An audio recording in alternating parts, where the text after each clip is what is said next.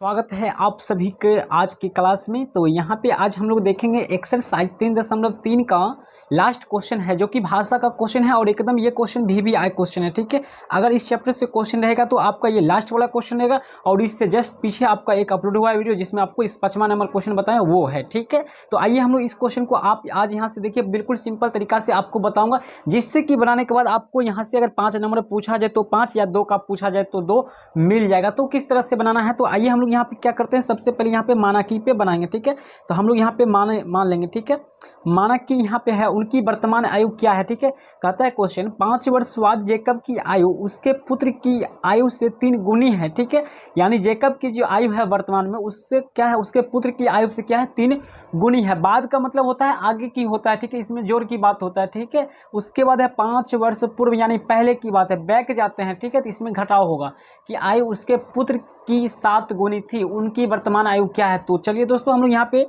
मानकी पे बनाएंगे। तो माना कि जेकब की वर्तमान आयु, ठीक है, तो हम लोग यहाँ पे मान लेते हैं माना कि जेकब की वर्तमान आयु x वर्ष है, तो उसके पुत्र की आयु, ठीक है, तथा उसके पुत्र की वर्तमान आयु y वर्ष है। ठीक है, हम लोग यहाँ पे y वर्ष मान लिए, यानी जेकब की जो वर्तमान आयु है x वर्ष है और उसके पुत्र की आयु जो है y वर्ष है। ठीक है, अब हम लोग पहला कंडीशन में यहाँ पे क्या कहता है क्वेश्चन, यहाँ पे कहता है 5 वर्ष बाद जेकब की आयु क्या है। तो हम लोग पहले 5 वर्ष बाद निकालेंगे। ठीक है, 5 वर्ष बाद जेकब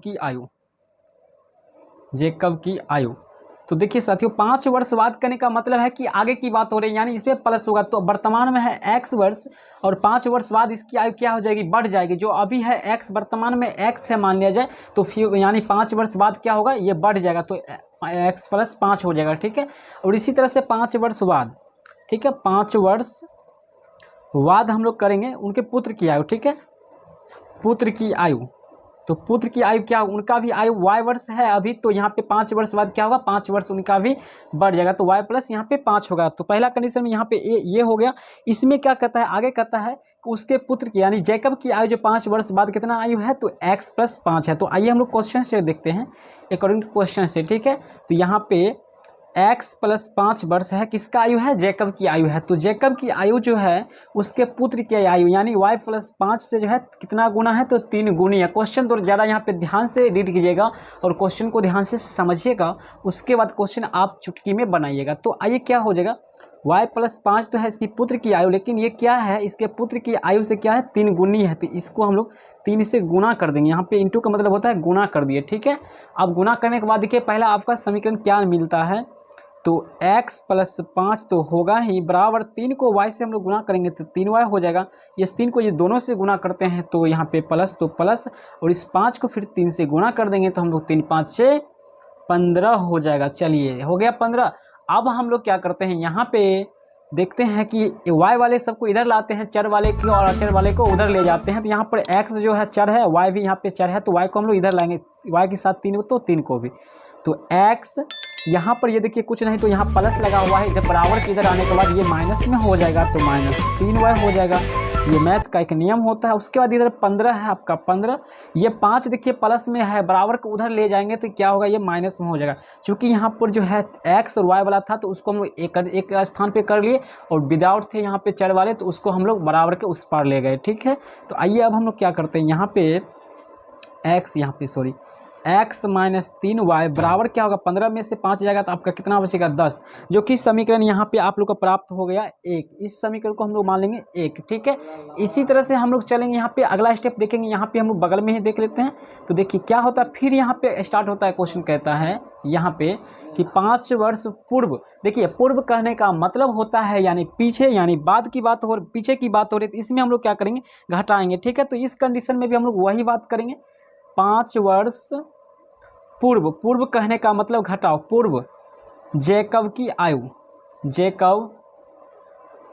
कितनी होगी, तो जेकब की आयु जो है कितनी होगी, तो x तो वर्तमान है और 5 वर्ष पूर्व कहने का मतलब x - 5 हो जाएगा। ठीक है, हो जाएगा।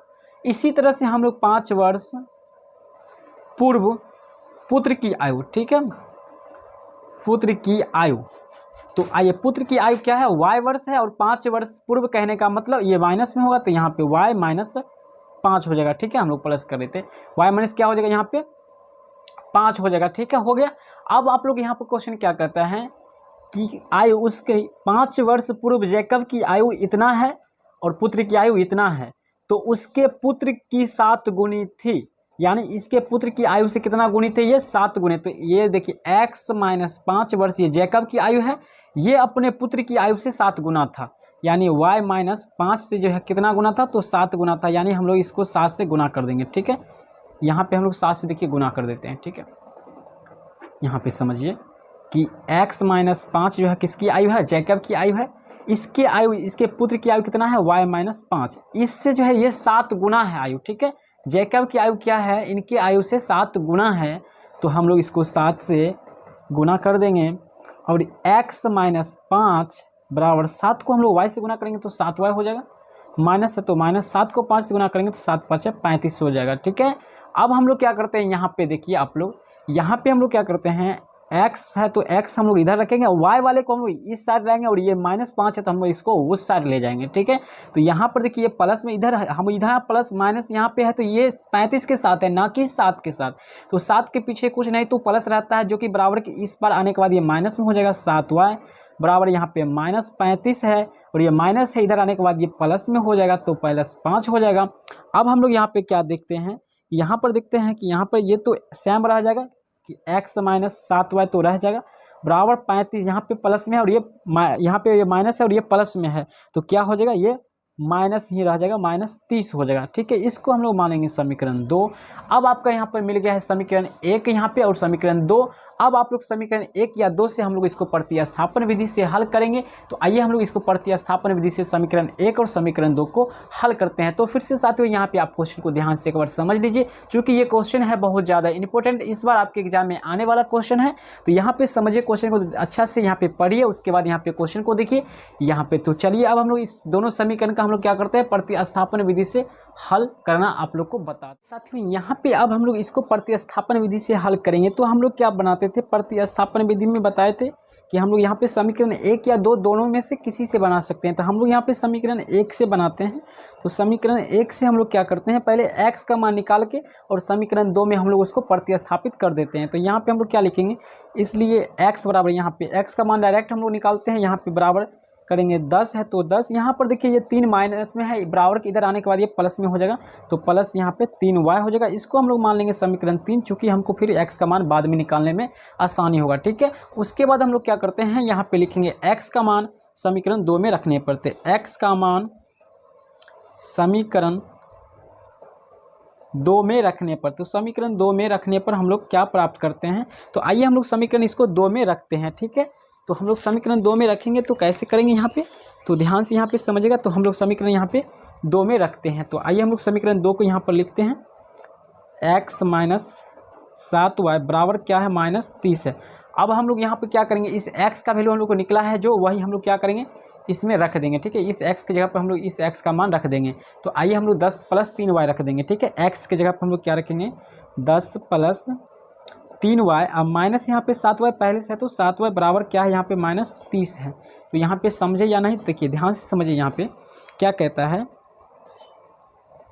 यहाँ पे समझिए कि x का मान आपको 10 प्लस 3y है। ठीक है, और इस x के जगह पर यानी समीकरण 2 में हम लोग इस x का मान हम लोग समीकरण 2 में रखेंगे। तो इस x के जगह पर हम लोग इस x का मान, ये पूरे मान को हम लोग यहाँ पे देखिए क्या किए हैं, यहाँ पे रख दिए हैं। ठीक है, देख रहे हैं यहाँ पे इस x के जगह पर हम लोग 10 प्लस 3y पूरे मान लिख दिए हैं।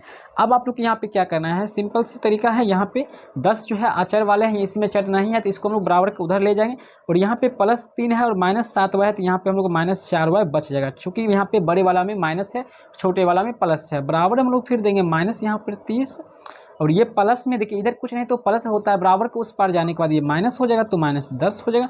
उसके बाद हम लोग क्या करते हैं, यहाँ पे माइनस 4y है तो माइनस 4y, यहाँ पे दोनों माइनस में है तो अंक जुड़ जाएगा और चिन्ह वही रह जाएगा, तो माइनस यहाँ पे क्या हो जाएगा, 40 हो जाएगा। ठीक है, उसके बाद हम लोग क्या करते हैं, दोनों बगल से माइनस यहाँ पे कैंसिल भी हो सकता है, या फिर आप इसलिए यहाँ पे y बराबर 40 बट्टे या माइनस 40 बट्टे माइनस 4 माइनस माइनस खत्म, यहाँ पे काटिएगा तो आपका यहाँ पे 10 बार में कटेगा, अर्थात y का मान जो आप लोग को यहाँ पे क्या निकला 10 निकला है। ठीक है, यहाँ पे y का वैल्यू जो आप लोग को कितना निकल चुका है, यहाँ पे 10 निकल चुका है। अब हम लोग क्या करेंगे, यहाँ पे x का वैल्यू निकालेंगे। ठीक है, तो यहाँ पे हम लोग y का मान क्या करेंगे, समीकरण 3 में रख देंगे। तो y का मान समीकरण 3 में रखने पर, तो आइए साथियों समीकरण 3 आपका कहाँ पे है, तो यहाँ पे है समीकरण 3 आपका, यहाँ पर देख रहे हैं समीकरण 3 है। तो हम लोग यहाँ पे क्या करते हैं, यहाँ पे हम लोग मान इसको रख देते हैं। ठीक है, तो आइए हम लोग यहाँ पे इसका मान बैठा देते हैं। ठीक है,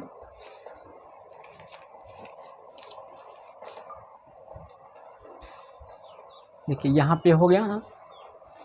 अब हम लोग क्या करते हैं, इस समीकरण यहाँ पर 3 जो है ये समीकरण, इसमें हम लोग y का मान जो 10 निकला है हम लोग इसमें क्या करेंगे, रख देंगे। तो आइए हम लोग यहाँ पे रखते हैं। ठीक है, तो x बराबर 10 प्लस 3, y की जगह पर हम लोग कितना रखेंगे, y का मान आपको 10 निकला है तो हम लोग यहाँ पे गुने 10 कर देंगे, चूँकि ये 3 जो है y के साथ गुना हो चुका है। ठीक है, तो x बराबर यहाँ पे 10 प्लस 10 दिया आपका 30 हो गया, तो x बराबर आपका निकल गया यहाँ पे 40 और y का मान निकल गया यानी 10, अर्थात ये हो गया जैकब की आयु, जैकब की आयु। ठीक है, और ये हो गया उसके पुत्र की आयु। तो इस तरह से ये दोनों आपका आंसर यहाँ पे निकल चुका है। तो दोस्तों ये वीडियो कैसा लगा, काफ़ी मेहनत से बना है। अगर वीडियो पसंद आएगा तो लाइक करना मत भूलिएगा। इसी तरह क्लास यहाँ पे डेली चलते रहता है। तो मिलते हैं फिर से अगले वीडियो, तब तक के लिए।